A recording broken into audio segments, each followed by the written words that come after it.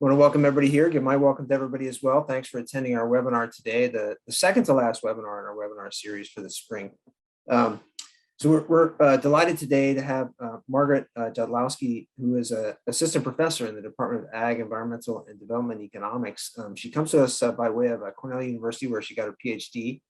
And before that, I guess, got a master's and your undergraduate degree at Illinois. So has a lot of knowledge of the Midwest and what's going on in the Midwest. I spent a little bit of time in I don't know if I call Cornell really the Northeast. It's kind of getting out towards the Northeast, but it's certainly farther north and further northeast of here. So it is definitely part of the Northeast, I guess. Margaret is an expert in this area of labor economics, and in particular in understanding labor economics in the farm sector, but in other related sectors so I should say rural sectors as well, right? So more broadly. So Margaret, we're really looking forward to it. Thanks for joining us today, and we're looking forward to hearing what you have to say. I'll turn it over to you. Awesome. Thank you so much, Brent. It's great to be here, everyone. And I was going to make a joke about saving the best for last. I thought I was the last webinar in the series, but it sounds like Brent may have that honor for himself. So as Brent said, what I'm going to be presenting today is a talk called More Than a Wage. So looking at the components of jobs that attract workers other than the wage. Wages are, of course, incredibly important. So we're going to talk about those as well, looking at where they're sitting right now in the farm sector, as well as some related sort of downstream sectors in the supply chain as well. But I'd really like the bulk of this talk to be focused on instead what we call the labor supply response to certain amenities or characteristics of a job that don't maybe get as much attention as the wage. And so going to start off with just a little bit of light background in theory on labor supply response and how economists think about it before presenting some of the really up-to-date research about or experimental evidence about how different workers respond to different on-the-job amenities as well as on-the-job conditions. So some of these are going to be more applicable to different parts of the ag sector. So on-farm work, obviously, there are a limited scope of in terms of conditions, but just to give people a sense of the range of labor supply responses that we see to different amenities and conditions. So come at that from both sort of a theoretical side to start, just very, very light, and then get into some of the research. And then once we've sort of established how or what research tells us about how workers respond to these amenities and conditions, the next part of the talk, I'm going to look at the current levels of these amenities for farm workers. I'll spoil it now and say amenities are pretty few and far between in terms of on the farm work. So that is potentially an area for future research, looking at how those can be adapted to on-farm settings. But we're never going to get too far away from wage. I know the talk said more than a wage, but because wage is so important for both on the labor demand, so the worker side or the employer side, as well as the employee side, we're not going to get too far away from talking about wage. And so we'll cover sort of the trend in wages that we're seeing both nationally as well as in Ohio. And I always find that very interesting. And then throughout the talk and a little bit at the end, I'm going to do some rhapsodizing about what is different in this post-pandemic world, talking about some of the trends that we've seen. I know the Great Resignation got a lot of attention, especially last year, but looking at whether or not that sort of continued or if it has contracted at all. So just throughout the talk, that will sort of be a focus, but also have some broader insights at the end. So without further ado, let's jump right in to talking about labor supply response. And so as an introduction to how we think about labor supply response, so how the people who supply labor to the labor market, so these are your employees, or if you are an employee, you are a supplier of labor.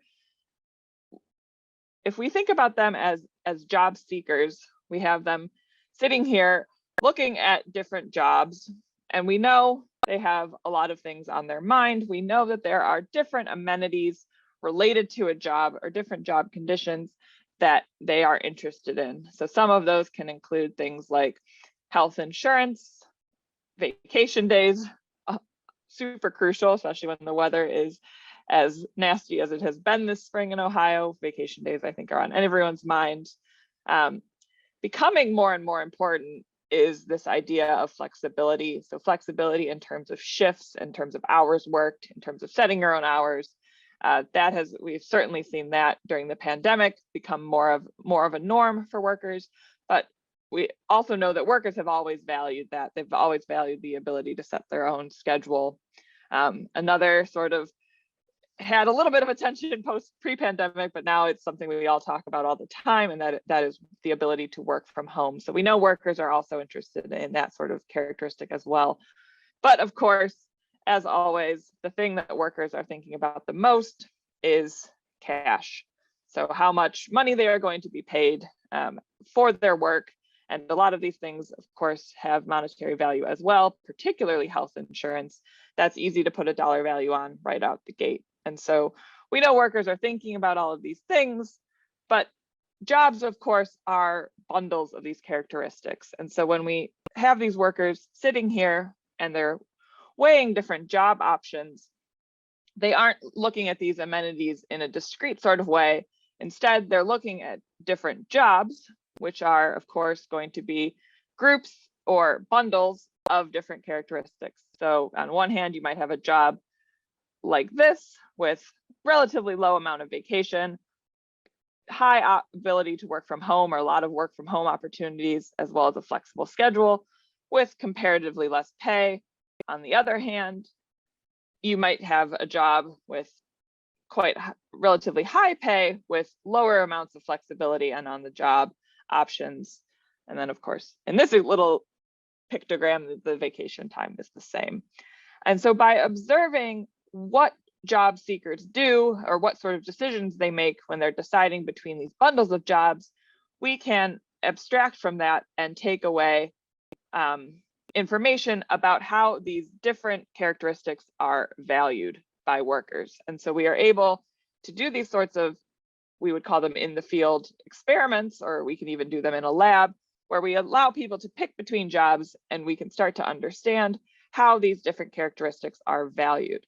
Of course, it's going to depend a lot on the individual person, but there is going to be some broader features that we can abstract from these experiments and take away really sort of strong conclusions about how these non-wage amenities are valued just by observing how people choose between these different bundles.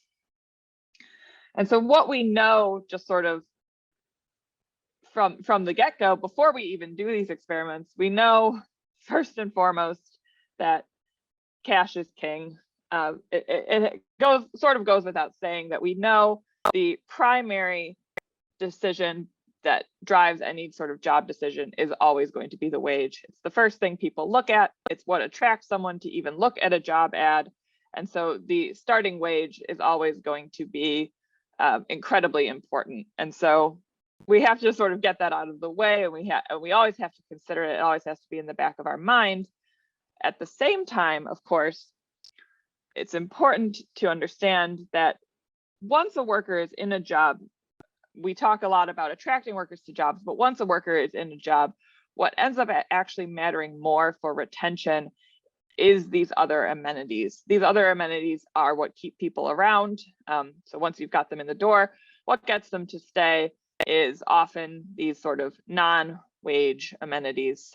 And so we can think about our ability, as I described on the last slide, our ability to measure the value of these amenities in dollar terms is really, really important for, especially for employers, knowing sort of how much, wiggle room, so to speak, there is in a wage based on what other amenities are being offered. And so we can sort of see, for example, in this little pictogram here, how much pay a worker would be willing to give up in order to be able to work from home, for example. And so our ability to do that drives the sort of experiments that, or literature that I'm going to discuss in the next couple of slides. of course, there's always a complicating factor. And in this case, the complicating factor are those intangibles, those features of a job that are incredibly hard to measure. So while work from home is a pretty easy thing to understand, and it's easy enough in an experimental setting or even in a job posting to describe, what ends up getting less advertised or potentially not even advertised at all are these sort of intangible job characteristics. And so this is where the research gets really, really interesting, and thinking about these sort of characteristics of a job that you can't, grab with your hands. You can't, they're not a vacation day. It's instead things like, how happy are your fellow workers? So if the job environment is good, obviously in a job posting, it's never going to say otherwise. But once you're there and once you're on the ground working in these positions, how happy are your fellow employees is going to end up mattering quite a bit. But again, that happiness is hard to measure and hard to quantify. Another, perhaps even more important intangible feature of a job is what you think of your boss, or how your boss treats you. And I will admit that was very hard to pictogram, but I think I did a decent job here. But the relationship between a boss and an employee, particularly as we move into this post-pandemic world where workers do have a lot of bargaining power, which is sort of going to be a theme throughout my talk, how the workers feel that they are being treated, particularly by management and even senior management, is going to matter quite a bit. And again, it's very hard to quantify and very hard to actually observe. And so that's where, the research gets a little bit more, not fuzzy, but it certainly gets a lot more fun and a lot more interesting, thinking about how we value these sort of intangible on the job amenities that we all know are important, because we all, as employees or people who have worked some job in our lives, we all know how important they are, but exactly how important in dollar terms is really quite hard to say. But nonetheless, very important to know if you are sitting in a position where you are demanding labor and trying to fill positions. It's important to know how people are responding to both these more tangible, but also these sort of intangible amenities or features of a job. So with that as a little bit of an introduction for how we think about this, I'm now going to present some of the most recent evidence on how much workers are willing to pay for job amenities. And so we're thinking about what sort of wage increase these sort of amenities, having these amenities on the job, what they are equivalent to from experimental evidence in the labor economics literature. So we're going to start again with our job seekers. And this time we know what they're thinking about. We know that they are thinking about money. And so for each of these features, they're going to put these characteristics in dollar terms. And so we're going to go through amenities first. These are more tangible or quantifiable features of a job that are less to do with work conditions, which is what we'll talk about on the next slide. And so this first on the job amenity that we're going to talk about is a flexible work schedule. So the ability to have a flexible work schedule and sort of choose your own hours is equivalent to, in the literature, a 9% wage increase. And so for workers who are able to choose their own job, choose their own hours, that is equivalent to being paid 9% more. And so all of these amenities and conditions that I'm going to be presenting are measured in isolation. And so something to think about as we go through and talk about them are the idea that you can really bundle these different amenities. Obviously, some are going to be more feasible for different employers than others, but bundling them, does have additive effects. It's not a pure addition additive effect, but there is an extra increase when obviously more of these positive amenities are added or, disamenities are taken away. So just want to make that very clear from the outset that these are just presented in isolation. Of course, work from home we all know it is incredibly important. This was only reported to be equivalent to a 4.1% wage increase. Now, I'm going to have a couple of caveats when I present this result. These experiments were done right before the pandemic, and so this estimate came out a little bit lower than I would have expected, given just how much we've all become accustomed to work from home in different sectors. And so I think a lot of this, the dampening effect that we've seen here compared to what I think it would be now, if this same experiment were to be repeated, I think that this would be much higher. I think it's lower than I expected because people before the pandemic, the idea of work from home was much less familiar. And so people were not quite so accustomed to the idea. And so it sounded maybe more costly or confusing or challenging. Of course, we all know that there are costs and challenges associated with this Zoom world, but we all know that it's much more achievable now than it was felt before the pandemic. So it is nonetheless equivalent to a 4.1% wage increase. This one, so this one is done to represent on-the-job training. So allowing your employees, the opportunity to have on-the-job training, either to advance their skills, improve their human capital. This is something that I think a lot of employers are able to enact. Of course, these first two are going to be much more dependent on your sector, but giving your workers the opportunities for trainings and showing that you're willing to invest in them as people and improve their hireability is equivalent to a 5.1% wage increase. And so again, this is the sort of amenity that can be implemented in a variety of sectors, and it does have real wage effects for workers. Last but not least, one of the most important amenities, can you tell I'm thinking about vacation, are vacation days. And so what the survey found, what the experiment found, is that 10 vacation days, of course, save the best for last, is equivalent to a 16.4% wage increase. And we do see an additional effect, not quite doubled, of 20 vacation days.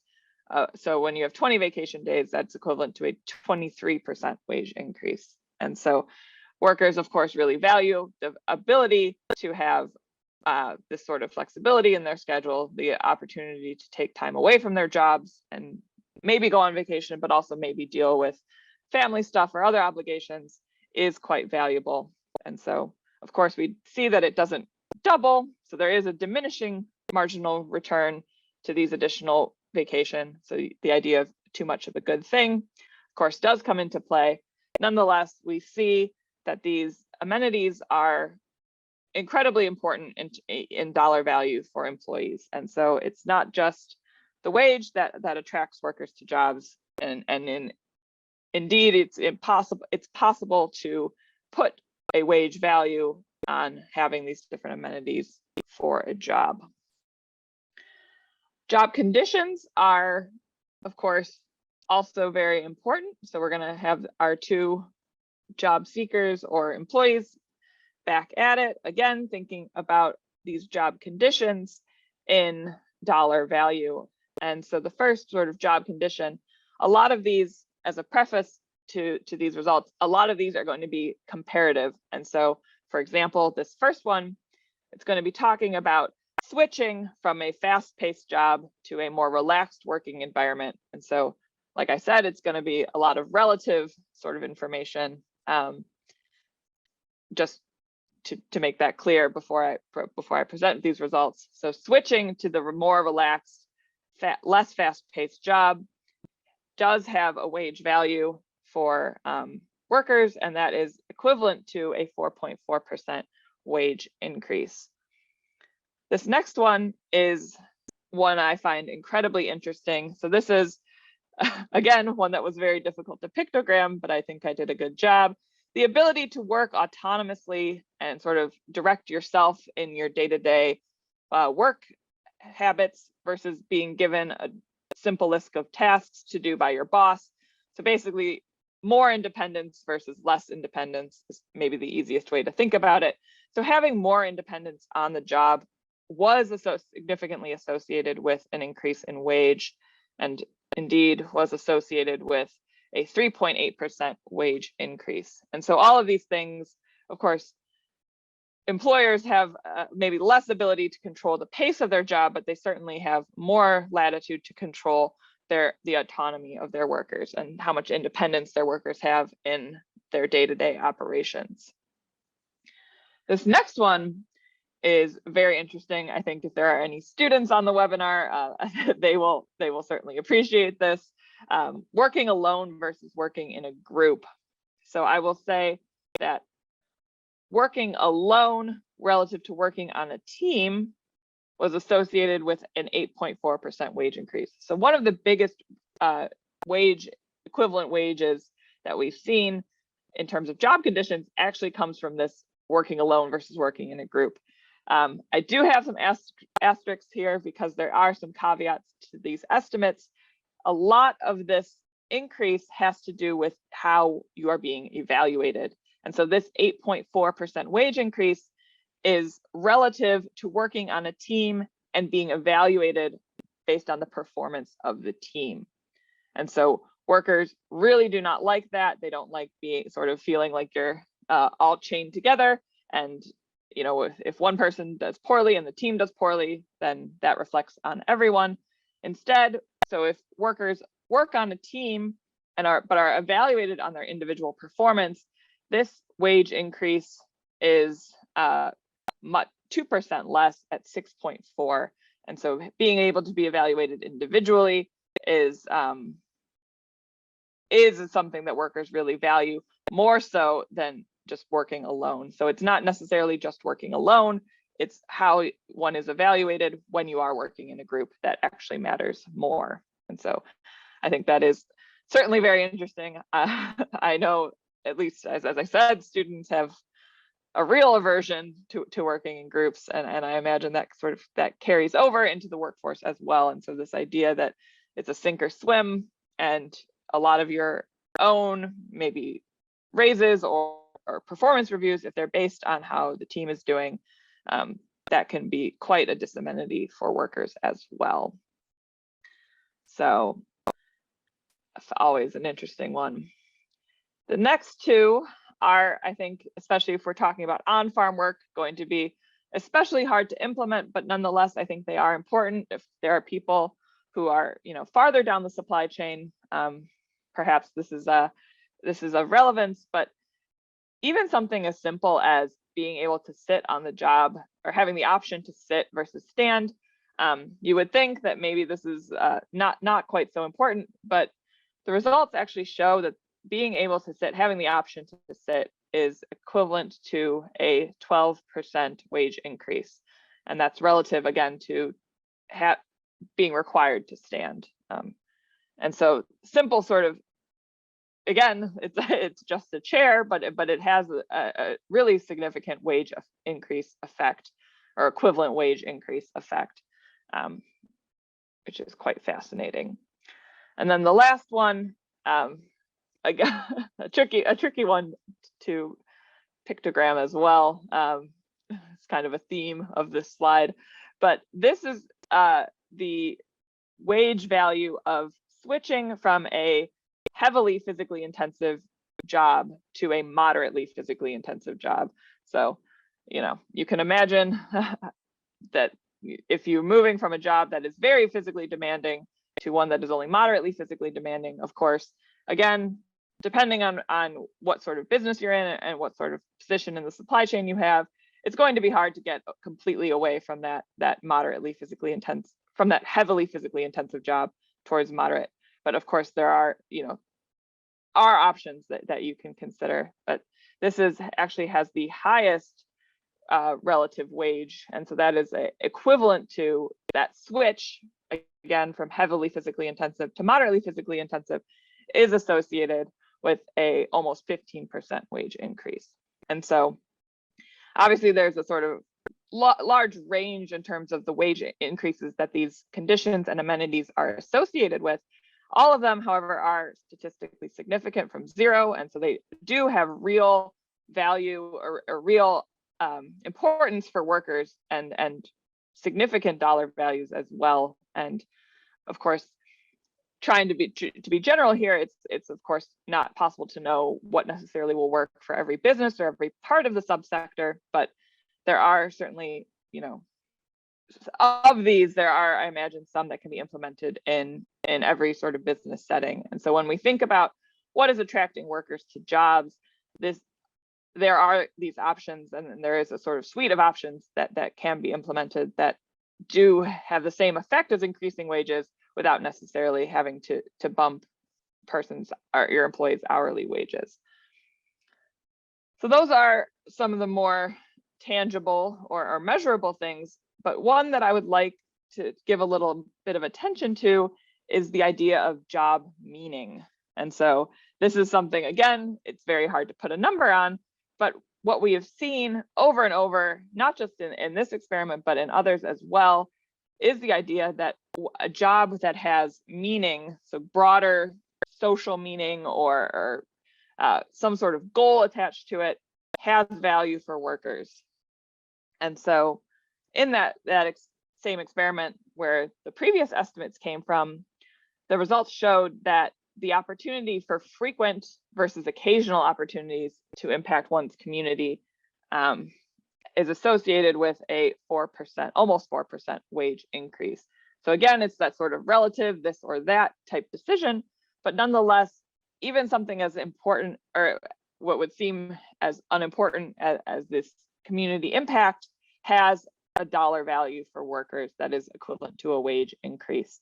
And so this is something that I think is incredibly important and needs to be given more attention, particularly in the agricultural sector. There is a lot of community impact in the work that these sectors do, and I'm not necessarily sure that it's always conveyed to the best possible extent.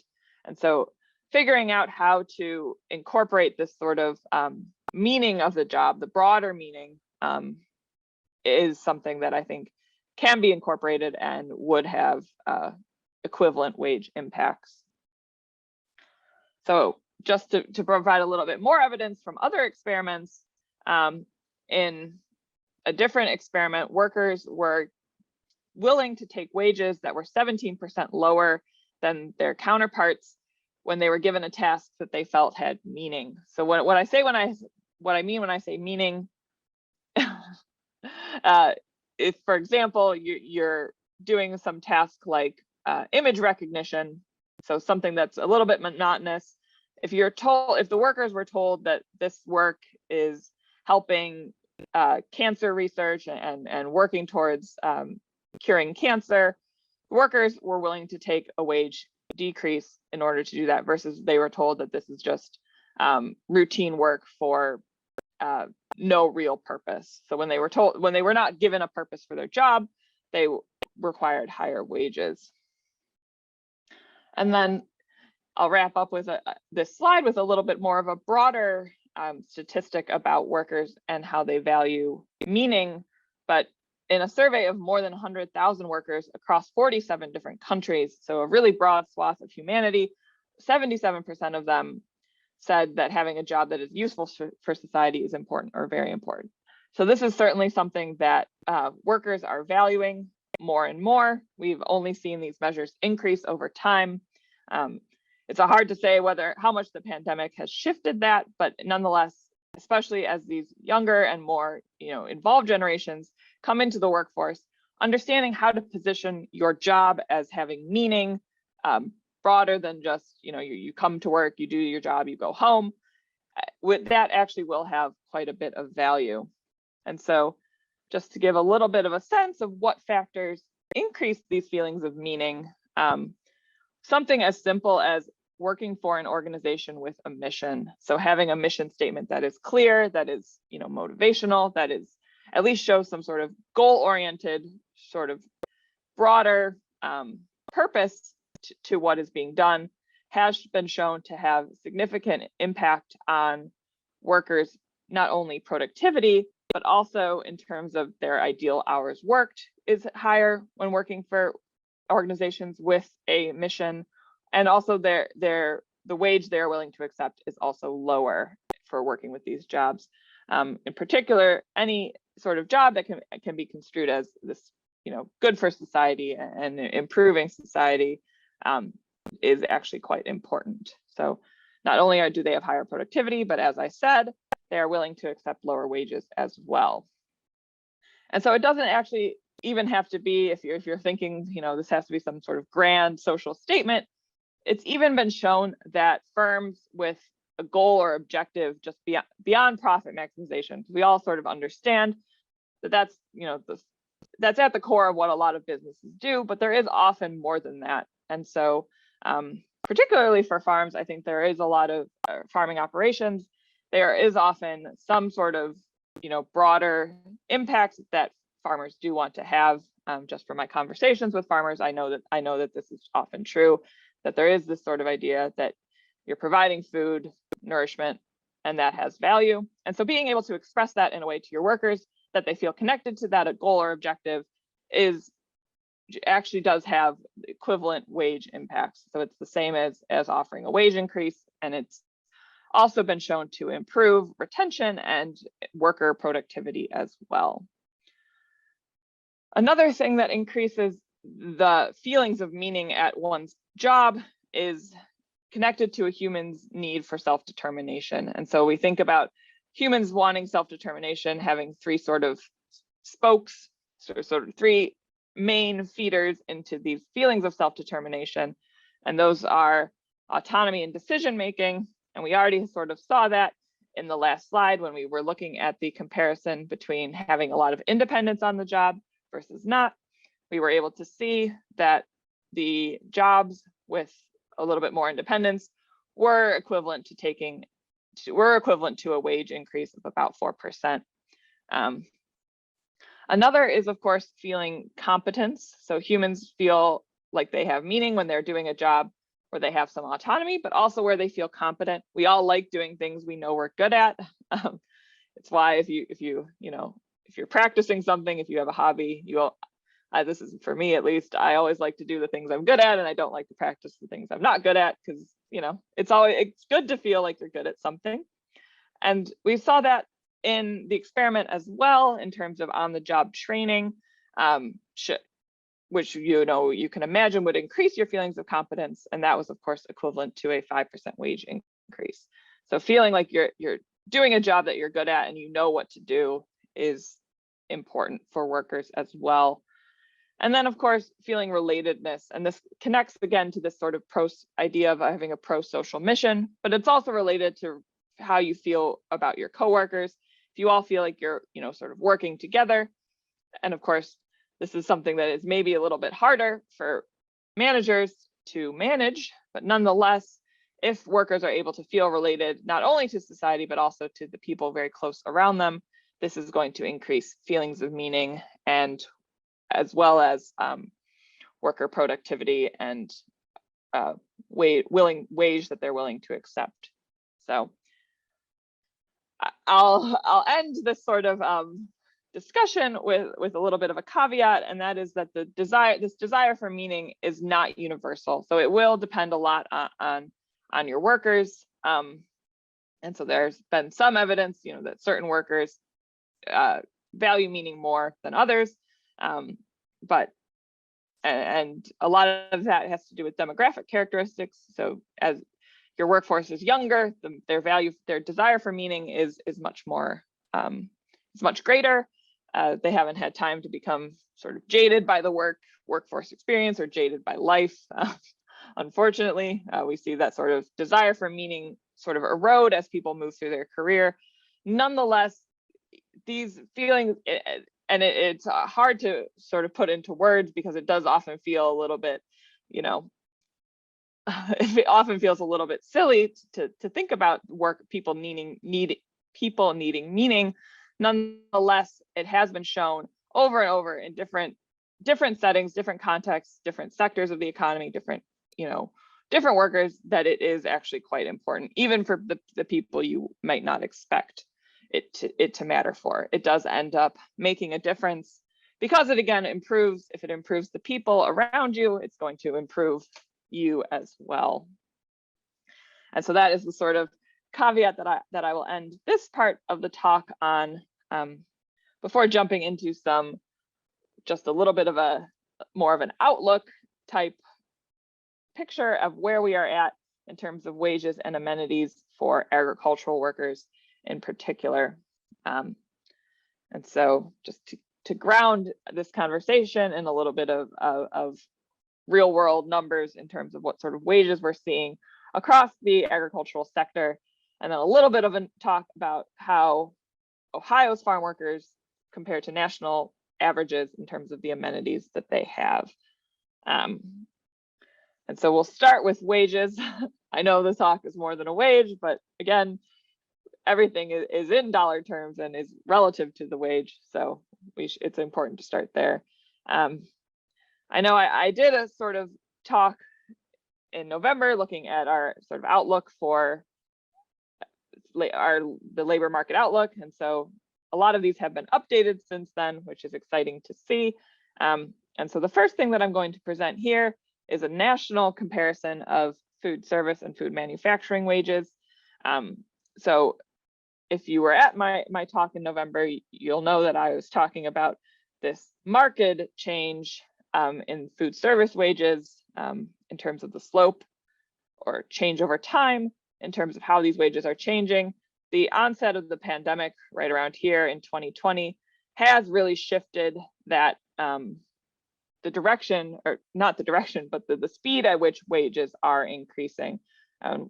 We haven't quite seen the same shift in food manufacturing. Of course, there is a little bit of a bump that we can sort of equate with hazard pay, but the trend overall hasn't shifted. But there is a real significant post-pandemic trend shift in food service. Drilling down a little bit into Ohio, we see pretty similar relationship here in terms of wages. It's a little bit steeper post-pandemic for leisure and hospitality, which is as narrow a category as we can get at the state level. And we are starting to see a little bit of a contraction in terms of this massive labor demand problem. We are starting to see now, just at the start of 2022, wages start to tick back down. It's likely that this trend won't continue down forever, but it does appear that, at least to some extent, the really, really big gulf between labor needs and labor being supplied is closing somewhat, and the wage contraction is reflective of that for certain. Manufacturing wages, not seeing much of a shift in trend, and really not the same downturn either in these now 2 years post-pandemic onset, I should say. If we look at the county level wages, which I always find incredibly interesting to see, we see pretty much consistently across the entire state, every county bar 2 experienced a % increase in the weekly wage in leisure and hospitality. And so this sort of reflects, of course, these data are not as up to date as I would have liked, but this is the best we have available. These increases are, of course, masking the fact that real wages in this sector remain pretty low in real terms. And so if you look, this is, of course, the average weekly wage, of course, very significantly higher in our more urban counties and the surrounding counties, in our big cities, but particularly in the rural parts of the state, these average weekly wages, despite having experienced increases pretty much across the board, % increases across the board, do remain quite low in real terms. The changes in manufacturing wages, of course, by county are a little bit more mixed. So we actually do see some parts of the state, significantly more parts of the state, experiencing wage contraction in this sector. But of course, what's being masked there is the fact that these wages are, of course, much higher in real terms. And so if you look here, the lowest sort of bin is equivalent to the highest bin in leisure and hospitality. So look at the top here with 640 and the bottom here is 670. And so wages, the average weekly wage in manufacturing, the most recent data available at the county level shows that these wages are quite high and are not increasing universally, but certainly more counties are experiencing a % increase than are experiencing a decrease. If we zoom in a little bit more to the farm sector, so on the farm wage, these have been updated. I'm very happy to report that the 2021 and initial 2022 estimates came out a couple weeks ago, and so I was able to incorporate them here, which I always love to be able to do. This presents the average hourly wage, so we're not talking about weeks anymore, we're talking about the dollars per hour received by 3 different kinds of on-farm work. And so we had seen up through the pandemic a really strong increase in the wage being paid to equipment operators, and that's experienced even more of an increase, as well as a sort of trend shift, even more steeply growing into 2021. And so certainly responding to labor supply issues there. Interestingly, livestock workers did experience a slight decline. They had been trending above crop workers for some time, and then right around the pandemic into 2021 sort of leveled off a bit to now being quite close and almost equivalent. And so we're seeing now this on-farm wage flattening out a bit, but there's no sign that it's going to turn down. It's also important to note that it is very much likely the case that this wage growth is a response to labor scarcity, particularly in the year following the pandemic, when it was incredibly hard to come by workers both on farm. And so we see what we saw into the pandemic was a very sharp drop off in the number of workers, and this is of workers of any type, equipment operators, farm workers, whatever the case may be. We experienced a significant decrease, and we saw wages increase as well. There is some signs that this is rebounding through 2021, and that is again likely, of course, wages and labor demand and labor supply are a chicken and egg type situation, and so workers are responding to the higher wages, and we are seeing the labor supplied to on-farm work increasing this year. Farther down the supply chain as well, so looking at food service workers, remember we're seeing that sort of trend shift in their wages, and that is of course almost certainly a response to this sort of level shift that we observed following the pandemic. Yes, the March 2021 valley is very dramatic, but the rebound was of course almost immediate and into the next 2 months. But what we see now as we move through 2021 and 2022 is really we're at a different level in terms of the number of workers in the sector. As you can see, in past years, we'd always been fluctuating a little bit throughout the year. Obviously, demand in the summer is much higher than in the winter, but now we're sort of bouncing around at a significantly lower, almost 10% lower in terms of the number of workers who are available to work. And so this exit from this part of the sector is continuing to be problematic. It's not quite as dramatic as it was. So as we can see, we're starting to see a little bit of a downturn. Oops, sorry. Thought that slide was closer.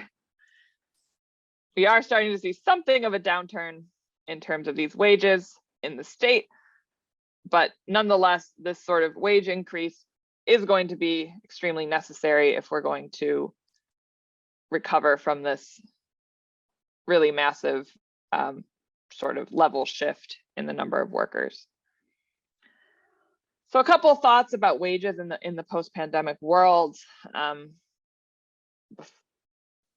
So that initial shock that we saw, so that huge gulf where every single place was hiring, we are seeing a little bit of shrinkage in terms of that difference.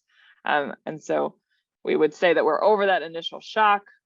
One of the biggest problems, though, or issues, is that the high rates of inflation that we are seeing are eroding a lot of these wage gains. And so that is keeping people from urgently looking for jobs, certainly, and it's also keeping people from feeling like they are earning more. And so that is going to continue to sort of work hand in hand with these other factors pulling people from the labor market to keep workers feeling relatively dissatisfied, which is certainly unfortunate. Another sort of, much as I hate to be the bearer of bad news, another piece of bad news is this sort of unequal distribution of wage growth.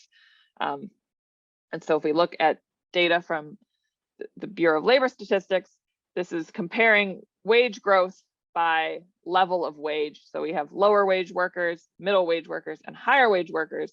We see that from August 2021 through the start of this year, wage growth has actually dropped off for low wage workers and increased for higher wage workers.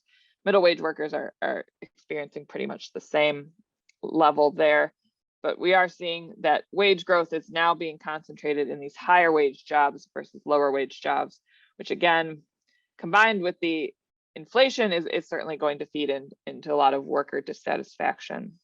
So just a couple quick points there about, I don't know if we can really say we're post-pandemic quite yet, but nonetheless, a couple of thoughts about where we are sitting now in the middle of 2022.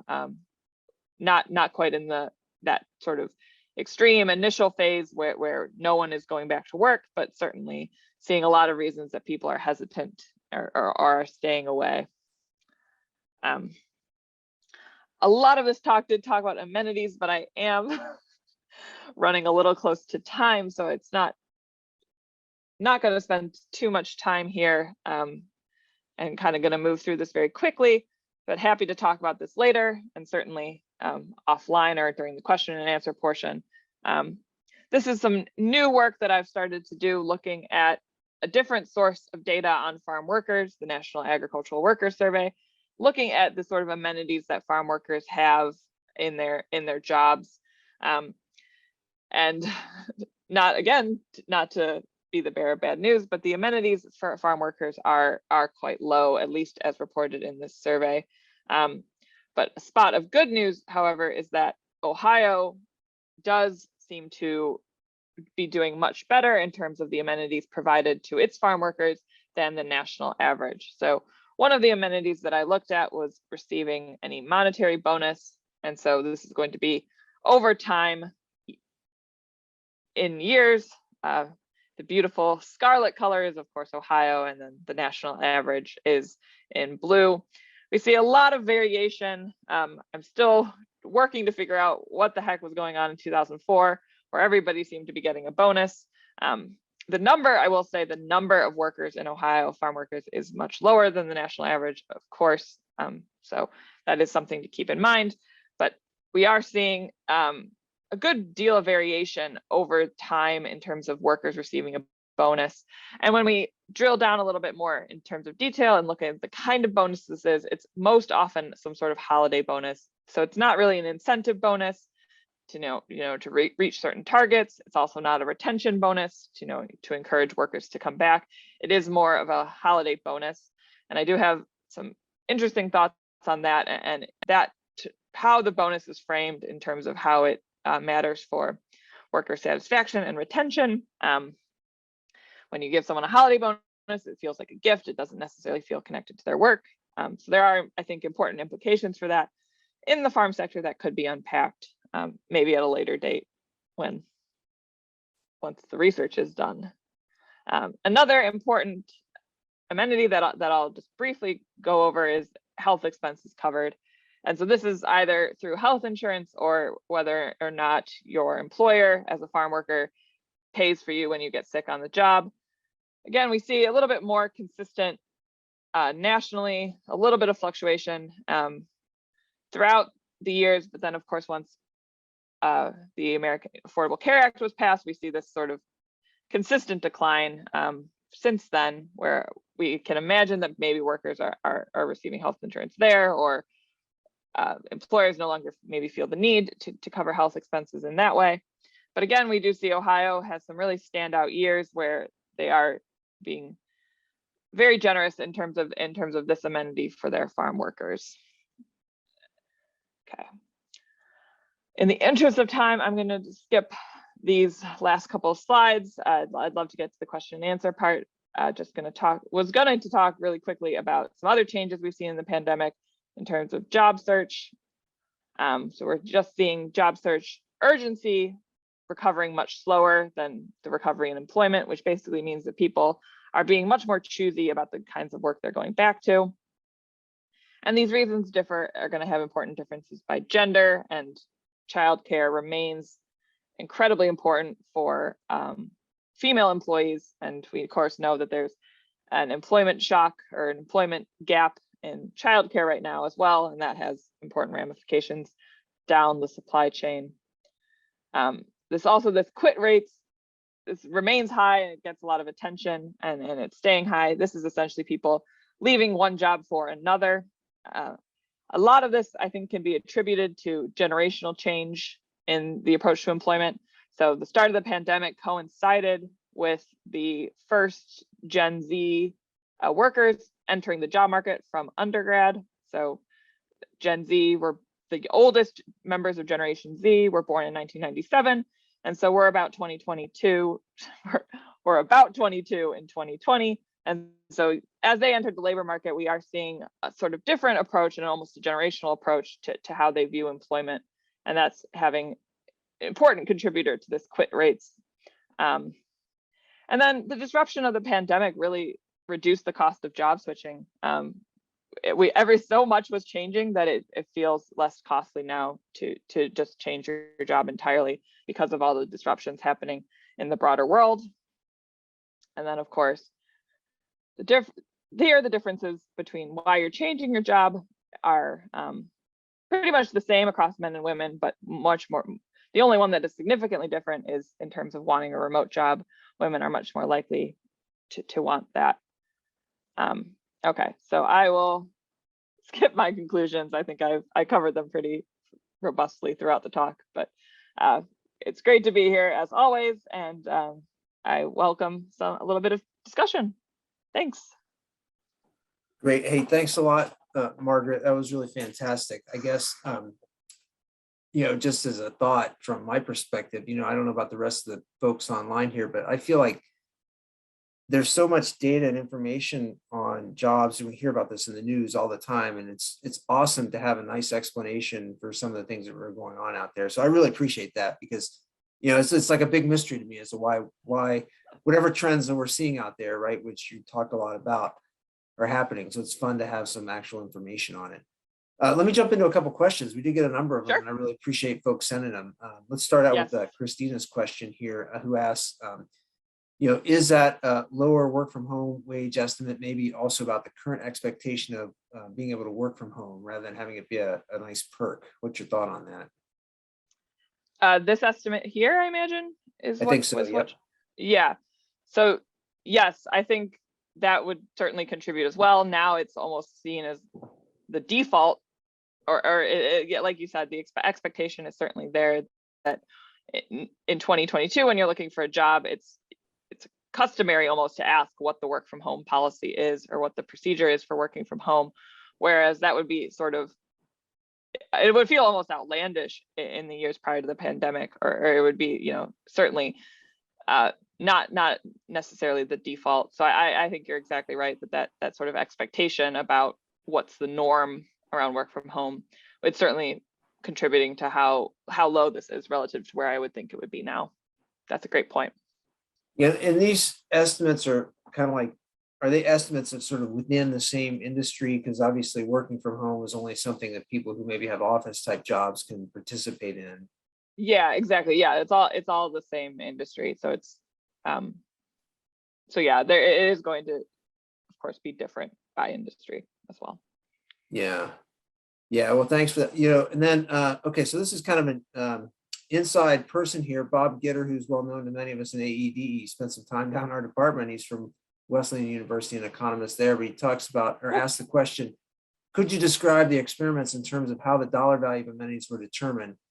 At one point you mentioned in the survey, was that how the dollar amounts were determined? I'm not sure I get that part of it, but how accurate do you think the survey results are if they were in fact used? So I think that, sort of, can you get to dollar estimates of, is being able to work from home worth $20,000 a year, something like that maybe. Right. No, that's a good question. It's a experimental evidence, and so it's all of the caveats that come along with using sort of surveyed populations.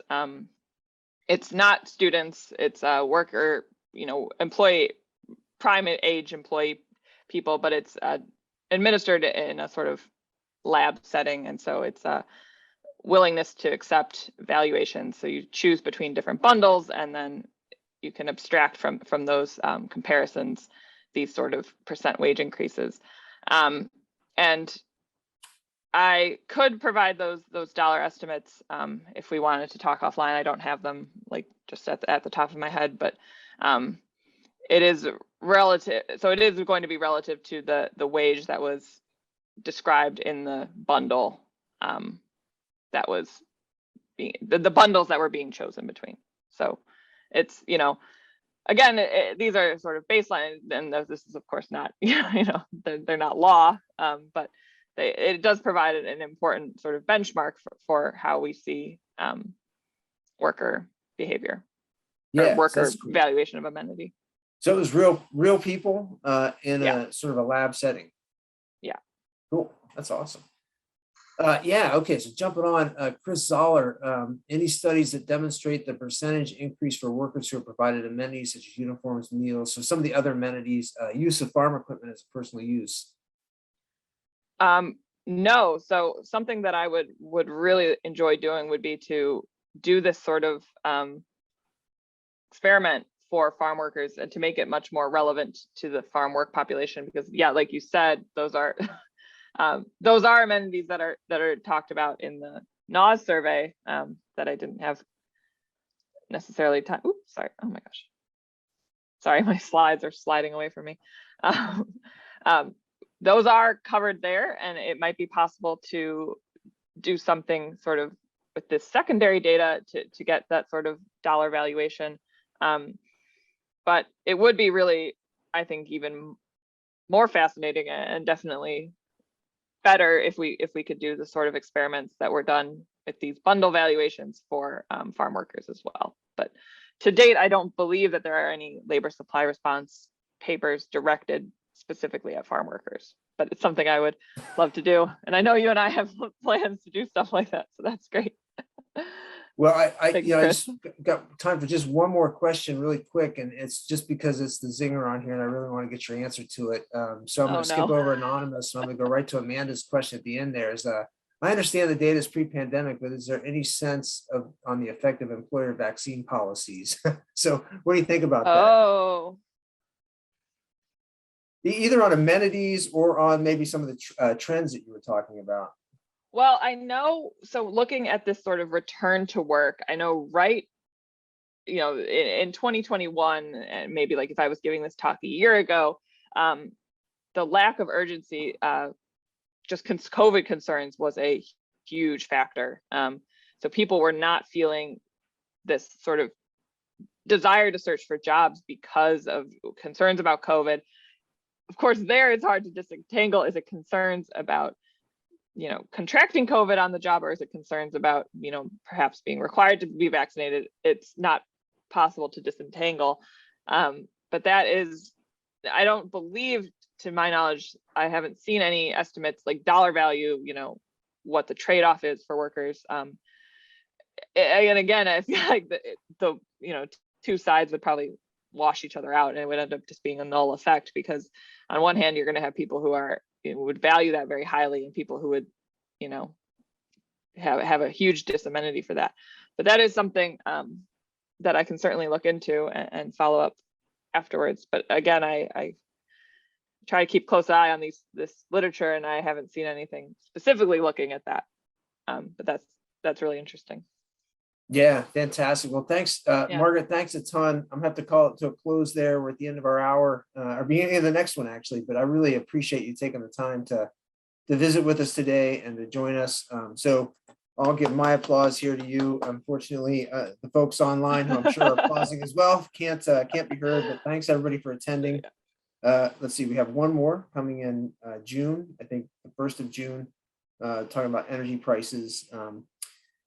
And that's it. So thanks a lot.